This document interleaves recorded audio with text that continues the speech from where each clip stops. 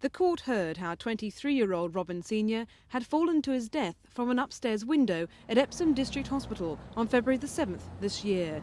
He'd only just started in his first job as a junior doctor working in the geriatric department. The court heard how Robin had taken a massive overdose of insulin before jumping from his bedroom window and falling 50 foot to the ground below. He died instantly from his injuries.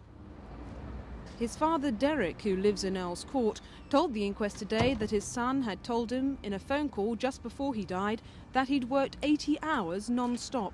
He said he sounded exhausted. Mr. Senior is now calling for changes in doctors' working hours to prevent other deaths. Well, I am calling for a complete restructuring of the hours that young doctors are called on by their superiors and by society as a whole. I mean, we're all in some way sort of involved in this, and Parliament has to carry forward legislation. There has to be a statute limiting the number of hours that a doctor in a hospital can work.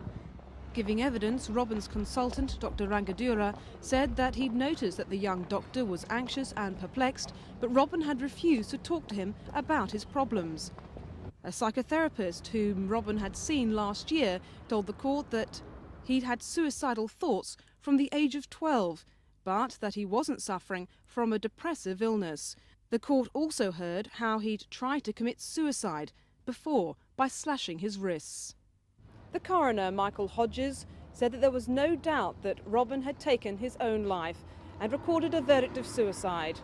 Meanwhile, as Robin's father left the court today, he vowed that he would take his case against doctors' long working hours to the local health authorities and also MPs. This is Githa Hutton at Epsom County Court for Thames News.